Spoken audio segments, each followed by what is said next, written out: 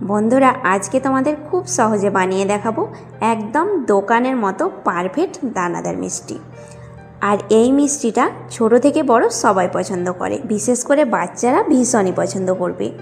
আর এই মিষ্টিটা খাওয়ার পরে তোমরা দোকানের মিষ্টি খাওয়ার কথা একদমই ভুলে যাবে। মাত্র 20 টাকা খরচা করে 100 টাকার মতো মিষ্টি বানিয়ে নিতে পারবে খুব সহজে। যারা প্রথমবার মিষ্টি বানাচ্ছ তাদের কাছেও মনে হবে খুবই সহজ মিষ্টি বানানো।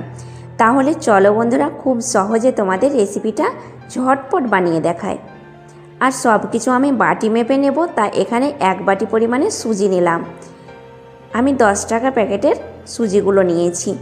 এবার সরাসরি কড়াইয়ের মধ্যে সুজিটাকে ঢেলে নিলাম। এবার কিছুক্ষণ শুকনো খোলাতে সুজিটাকে ভেজে নেব, আঁচটাকে একদম কমিয়ে। আর বন্ধুরা লক্ষ্য রাখবে যেন তলাতে না লেগে যায়, তাই অনবরত নাড়াচাড়া করে সুজিটাকে হালকা আঁচে হালকাভাবে ভেজে নিতে হবে। দেখতেই পাচ্ছ বন্ধুরা, সুজিটা একটু হালকাভাবে ভেজে নিলাম। তারপরে দিয়ে দিচ্ছি ওই বাটি মেপে 2 বাটি পরিমাণে জল। আর 1 বাটি জল দিয়ে তোমরা সঙ্গে সঙ্গে একটু নাড়াচাড়া করে দেবে। তারপরে আর 1 বাটি মতো জল দিয়ে দিচ্ছি। এবার পরবর্তীতে তোমাদের আরেকটু বেশি জল লাগলে অবশ্যই অ্যাড করবে। আঁচটাকে একদম লোতে রেখে কিছুক্ষণ ভালোভাবে জাল করে নেব, যেন সুজিটা পুরোপুরিভাবে সেদ্ধ হয়। আর বন্ধুরা কিছুক্ষণ জাল করে নেওয়ার পরে দেখবে আস্তে আস্তে একদম শুকনো হতে শুরু করেছে। আর বন্ধুরা 3-4 মিনিট মতো আঁচটাকে লোতে রেখে আমি জাল করে নিয়েছি। আর দেখতেই পাচ্ছ জাল করে নেওয়ার পরে একদম শুকনো হয়ে গেছে, একটা ডো তৈরি হয়ে গেছে। আর এইভাবে একটা ডো বানিয়ে নিতে হবে, আঁচটাকে কমিয়ে কিছুক্ষণ জাল করে। আর বন্ধুরা কিছুক্ষণ নাড়াচাড়া করতে করতে যখন ডোটা এইরকম শক্ত হয়ে যাবে, সেই সময় তোমরা কড়াইটাকে নামিয়ে নেবে। বন্ধুরা সুজিটাকে আমি সরাসরি থালার মধ্যে নিয়েছি। এবার কিছুক্ষণ মথে নেব। সুজিটা ঠান্ডা হওয়ার পরে একটু ভালোভাবে মথে নিতে হবে। এবার বন্ধুরা মিষ্টিগুলো বানাতে কোনো রকম ছানা ব্যবহার করিনি, তাই আমি দিয়ে দিচ্ছি 1 প্যাকেট পরিমাণে গুঁড়ো দুধ। আর অবশ্যই তোমরা 1 প্যাকেট পরিমাণে গুঁড়ো দুধটা অ্যাড করবে, এতে মিষ্টির টেস্টটা অনেকটাই বেড়ে যাবে। এবার অল্প অল্প করে দুধ দিয়ে আমি ভালোভাবে মথে নিচ্ছি। আর অল্প অল্প করে গুঁড়ো দুধটাকে ছিটিয়ে দেব আর ডোটাকে মথে নেব। আর মথাতে মথাতে দেখবে হাতের মধ্যে চটচটে ভাব হয়ে লেগে যাবে। এতে চিন্তার কোনো কারণ নেই বন্ধুরা। এই সুজির ডোয়ের মধ্যে 1 চামচ পরিমাণে ঘি দিয়ে একটু মথে নিলে দেখবে ম্যাজিকের মতো কাজ করবে। হাতের মধ্যে আর চটচটেভাবে লেগে যাবে না, আর মিষ্টির ফ্লেভারটা খুব ভালো আসবে।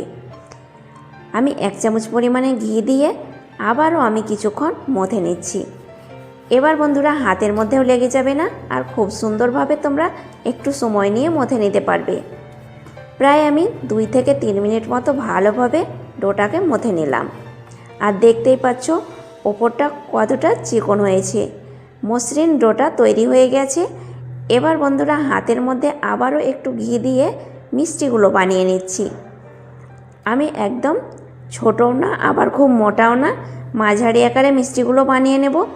তাই পরিমাণ মতো ডো নিয়ে 2 হাতে ভালোভাবে ঘুরিয়ে নিচ্ছি। আর মিষ্টিটা তোমরা যে সাইজে বানাতে চাও সেই সাইজেই বানিয়ে নিতে পারো।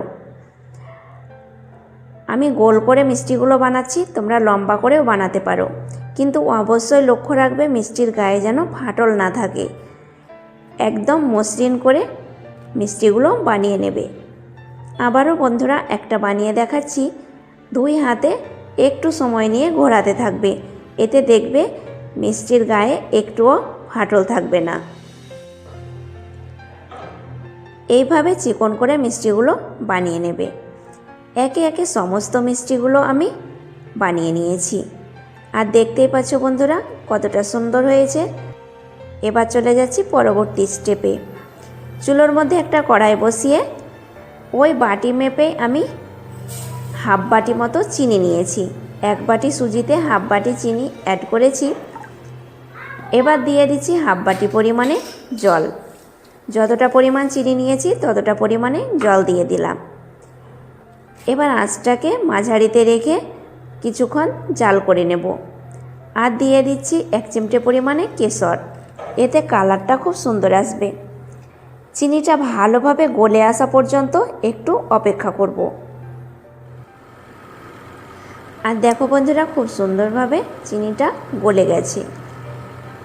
আর এই সেরার মধ্যে একতার বা দুতার কোনোটারই প্রয়োজন নেই। চিনিটা সম্পূর্ণভাবে গলে যাবে আর বলকটা খুব সুন্দরভাবে উঠে আসবে।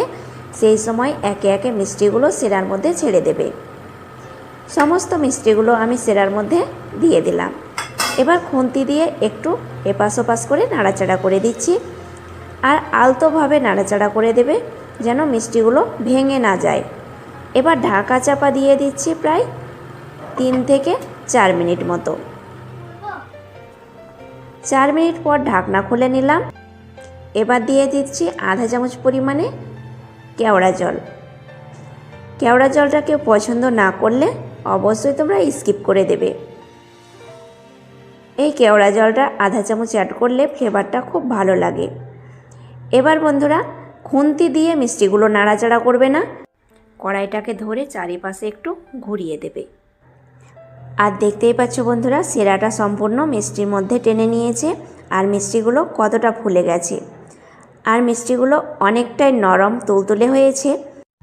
এবার বন্ধুরা, কড়াইটাকে নামিয়ে নিচ্ছি আর 5 মিনিট রেস্টে রেখে দেব, তাহলে বাকি সেরাটুকু মিষ্টিতে টেনে নেবে। এবার বন্ধুরা, মিষ্টিগুলোকে আমি 2-3 মিনিট ঠান্ডা করে নিয়েছি। তারপরে নিয়েছি 1 প্লেট মতো চিনি। আর দোকানের মতো লোক আনার জন্যে আমি এখানে মিষ্টির গায়ে একটু চিনি লাগিয়ে নিচ্ছি। দোকানে যে দানাদার মিষ্টিগুলো বিক্রি করে থাকে, সেই মিষ্টির গায়ে একটু করে চিনি লাগানো থাকে, দেখতে খুব ভালো লাগে। তাই দোকানের লোকটা আনার জন্যে আমি চিনির মধ্যে মিষ্টিগুলোকে কোট করে নিচ্ছি। এইভাবে মিষ্টিগুলো বানিয়ে তোমরা একদিন হলেও বানিয়ে খাবে। ছোট বড় সবাই পছন্দ করবে, বিশেষ করে বাচ্চারা খুবই পছন্দ করবে। আর এই ভিডিওটা ভালো লেগে থাকলে অবশ্যই বন্ধুরা একটা লাইক করবে আর চ্যানেলটাকে সাবস্ক্রাইব করে বন্ধু হিসাবে সাথেই থাকবে। আর প্রিয় বন্ধুরা, অবশ্যই কমেন্টে লিখতে ভুলবে না এই মিষ্টিগুলো তোমাদের কেমন লেগেছে। শুধু চ্যানেলটাকে সাবস্ক্রাইব করে চলে গেলে হবে না বন্ধুরা, কমেন্ট করে মনের কথাটা অবশ্যই বন্ধুকে জানাবে। সমস্ত মিষ্টি আমি চিনির মধ্যে কোট করে নিয়েছি আর দেখতেই পাচ্ছ বন্ধুরা কতটা সুন্দর হয়েছে। আর এই লোভনীয় মিষ্টিগুলো কার না ভালো লাগে। আর ঝটপট তোমরা মিষ্টিগুলো বানিয়ে নিতে পারবে। এই মিষ্টিগুলো বানিয়ে তোমরা অতিথি আপ্যায়নও করতে পারো। তাহলে বন্ধুরা, একটা মিষ্টি আমি কেটে দেখাই ভিতরটা কেমন হয়েছে। মিষ্টিগুলো নরম তুলতুলে হয়েছে আর ভিতরটা একদম পুরো রসে ভরা। দেখতেই পাচ্ছ নরম তুলতুলে মিষ্টিগুলো খেতে দারুণ মজার হয়। আজ এই পর্যন্তই বন্ধুরা, পরের ভিডিওটাও খুব ধামাকাদার হতে চলেছে। অবশ্যই তোমরা দেখতে থাকবে। ভালো থাকবে, সুস্থ থাকবে। আমার এই রেসিপিটা দেখার জন্য তোমাদের অনেক অনেক ধন্যবাদ।